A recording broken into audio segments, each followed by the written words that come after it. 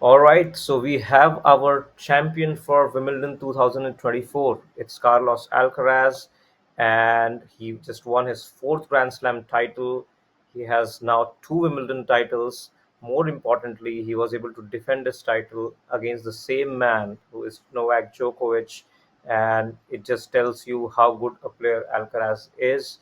And this was a pretty strange match because I feel that the strategies and discussions that everyone was talking about, the use of slice and drop shots, although Alcaraz did use a lot of good drop shots, but the slice was not seen too much. And that is because both the players were playing really aggressive. They were trying to go for the lines, changing directions.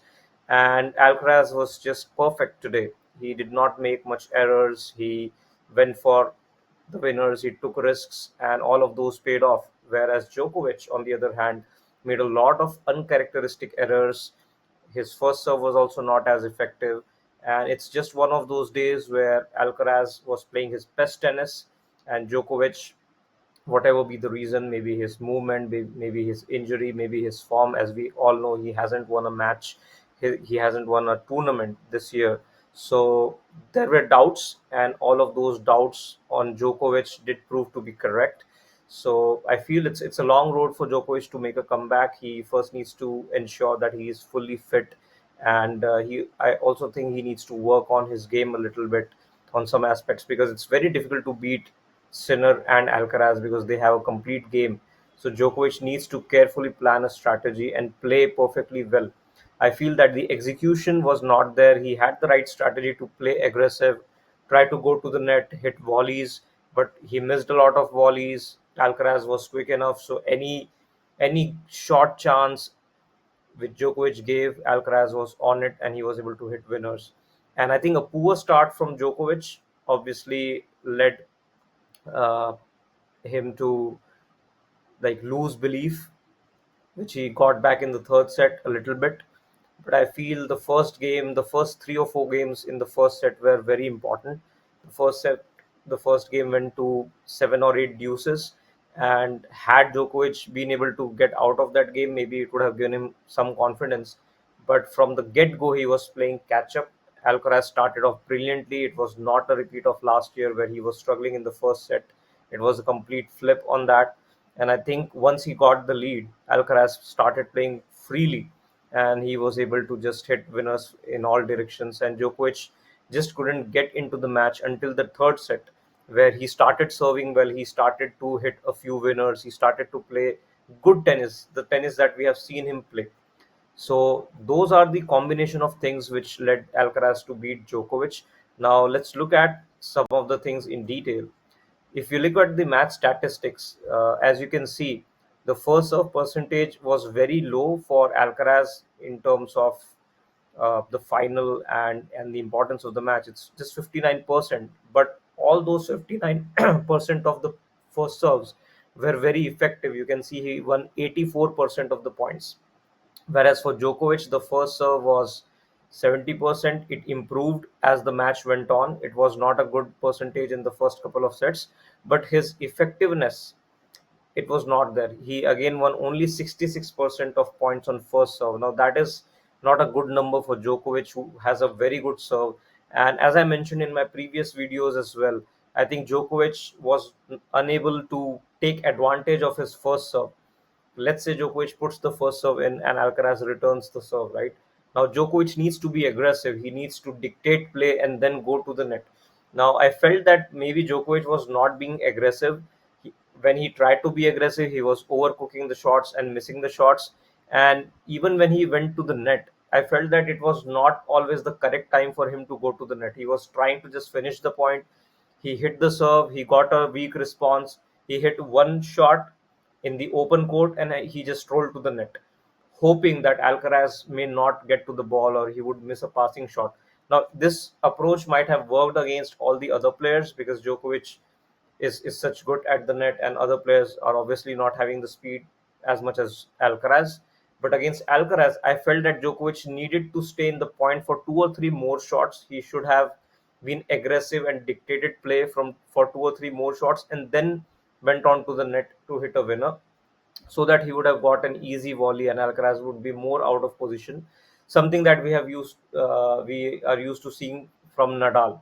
Now, Nadal comes to the net only when he is very sure that he is going to win the point. Otherwise, he dictates the play, keeps moving the opponent from side to side. Now, Djokovic was not able to do that. He tried to do that, but I think he was pulling the trigger too early, and maybe that was a strategy due to his lack of movement and his own doubts on his fitness, or maybe this was what he thought would work out. But when it didn't work, he did not have a second gear, or he did not try to change that tactic. He kept going for that tactic, to just go to the net whenever he can, and he kept losing points. So I feel that is one area where he needs to improve his first serve effectiveness. Second serve points won, as you can see again, 40% only for Djokovic and 51 for Alcaraz. Breakpoint, Novak had very few chances on Alcaraz's serve, and this was one of the key factors. The serve of Alcaraz was very impressive. It was very big. He was hitting more than 130 miles per hour almost every time on his first serve, and Djokovic was finding it tough to return.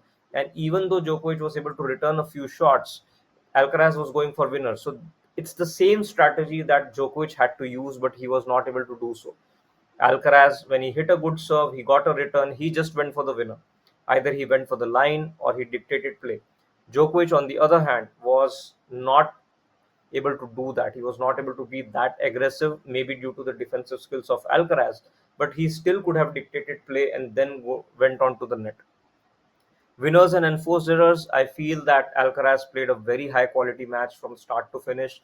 This was, I think, a perfect match from his end. And I had mentioned in my previous analysis, if Alcaraz is able to play 80 or 90% of his game, and if Djokovic is slightly down than 100%, then Alcaraz will win this match. And I felt that Alcaraz played 100% of his level, whereas Djokovic was around 70 or 75%. So definitely the result says it all. It's straight sets victory. I thought it would be finished by 6-4, but I think Alcaraz, it's obvious that he was nervous. Such a big match, championship points, and we all know Djokovic doesn't make that many errors. And Djokovic did not do anything.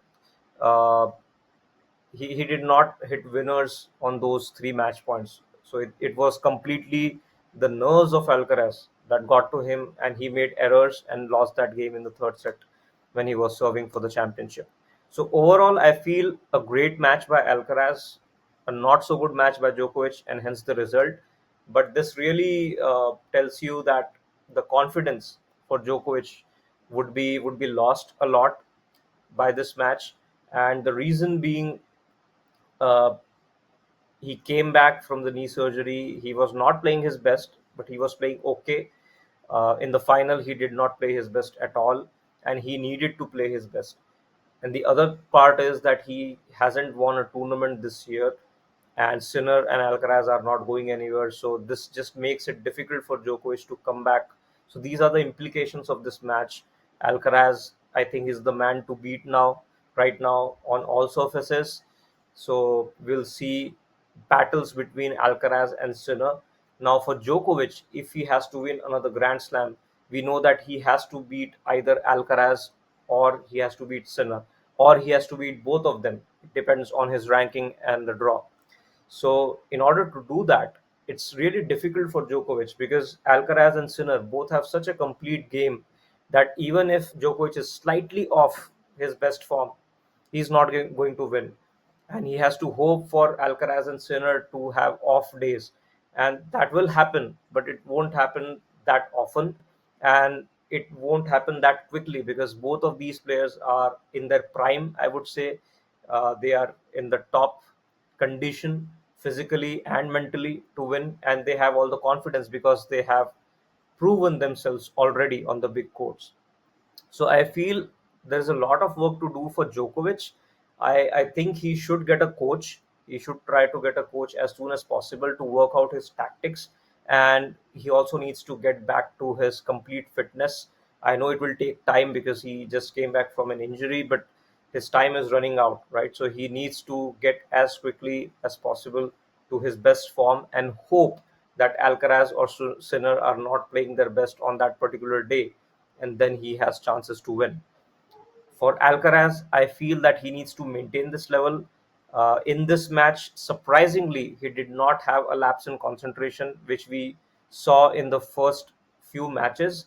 And I think the reason for that was the start, because Alcaraz got a great start in this match. He won the first set easily. It opened up his shoulders, right? He went for too much in the second and third set, and I feel that confidence makes Alcaraz really dangerous. We can compare him to Roger Federer of 2004 and 2005, when Federer was, smiling on biggest points. He was going for miraculous shots, and it did not bother him if he lost a few points here and there, because he was so good. And when he took a lead, one set to love or two sets to love, he was just unable, like he was unbeaten in that regard. Similarly, Alcaraz also, once he got the first set, he grew in confidence and he just started playing more freely. And it was all for Djokovic to do. And because Djokovic, anyways, was not playing well, and in the first set, after losing that, after going two breaks down, it was really a clear picture that all the work had to be done by Djokovic, and Alcaraz was just going to maintain his level. So, congratulations to Alcaraz on playing a perfect match. And I think the next gen is now not the next gen, it's the current gen. So, Djokovic needs to do all the work in order to win another Grand Slam or two. We have the Olympics coming up, so let's see how all these players play. The good thing for Djokovic is that he is still able to play these Grand Slams even after having that knee surgery. He looks to be fit, but not completely fit. His movement is restricted.